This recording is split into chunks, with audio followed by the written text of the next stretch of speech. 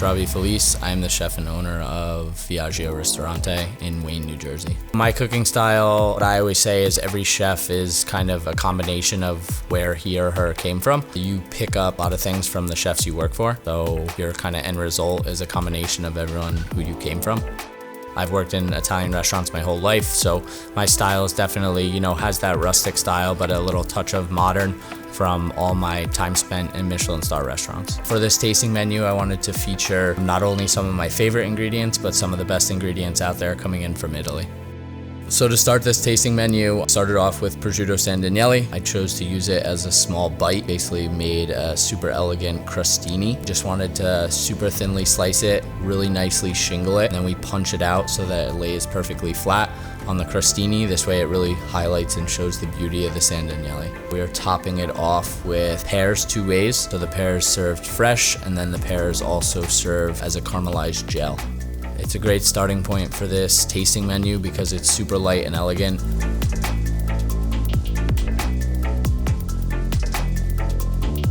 So the next bite I'm actually naming Grana Padano Crema, but it really is a radicchio ensalata where we basically take the Grana Padano, we turn it into a very velvety crema. We're basically taking heavy cream, reducing it, a little bit of creme fraiche, some fresh sea salt, and then just emulsifying the Grana Padano into that. It gets to be a nice velvety, smooth consistency. We're putting that down in the bottom of the bowl, and then we're kind of building almost like a little jungle above that. We're using all radicchios coming in from Italy, Castelfranco, Terradivo, and Puntarelle. They're all being used fresh throughout the dish. They're getting dressed in a little miso Calabrian crema, so it's basically a Japanese Italian vinaigrette, and then it's getting olive caramel. So I love the combination of the hearty radicchio and the Grana Padano because the hearty, super bitter radicchio is complemented by the thick, velvety, creamy Grana Padano. So for this prosciutto di sandignelli and delicata squash ensalata, we're using the prosciutto sandignelli raw, just super thinly sliced, and we're pairing it with some super fall ingredients. So we're doing roasted delicata squash with a little fall spice paprika seasoning, a little bit of a chestnut crumble. We're also serving the delicata squash raw, and then we're doing pomegranate and sage jus. Basically take pomegranate molasses, fresh pomegranates, and sage, and that's gonna be used as the sauce across the top of the whole dish.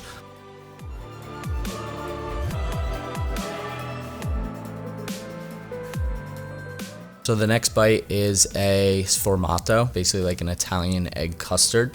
We're basically using Grana Padano to season that custard. We're also meeting with the Grana Padano a little bit of truffle. So we make a sformato using whole farm fresh eggs, a little bit of white truffle, black truffle, and some freshly grated Grana Padano. So after combining all the ingredients to form the sformato custard, basically cook it in a double boiler.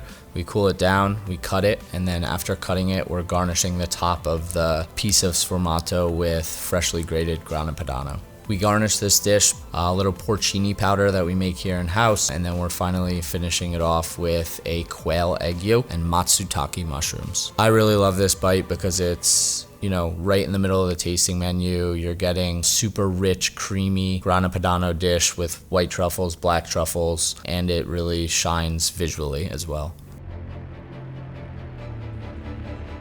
How I like to do my tasting menus is definitely progression with not only flavors, but kind of richness in dishes. For this pasta course, using prosciutto di Parma, we made some house-made spaghetti. We're making a ragu using literally just prosciutto di Parma and cipollini onions. We deglaze with a little bit of balsamic. I really love this dish because I can vividly remember being in Italy and having a pasta that was literally just prosciutto and cipollinis. I think it really highlights the prosciutto di Parma. Most people don't think of cooking with prosciutto, but I love flavors from the prosciutto di Parma when you're cooking it, and the aroma from it are like absolutely delicious. We just did a nice twirl of the spaghetti, and then we're finishing it off with a little bit of the ragu, some fresh pickled white pearl onions, and then some fresh prosciutto di Parma laid gently across the top.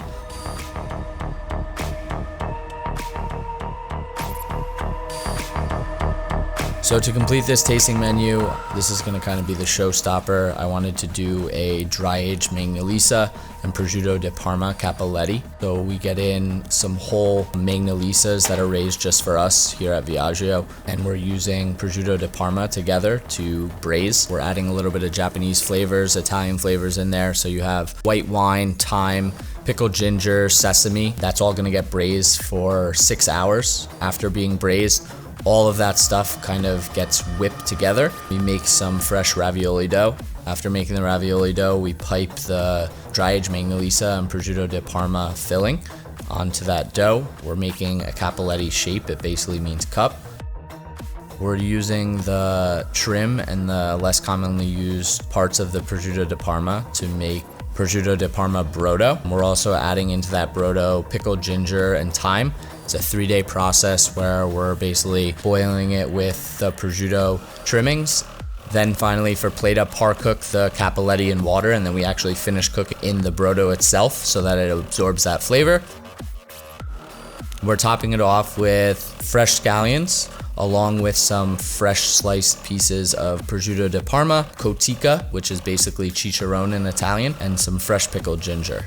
Here at Viaggio and all my other restaurants and projects, love using the best ingredient. So when I see this PDO stamp, I really know I'm using the best and I'm getting the best quality.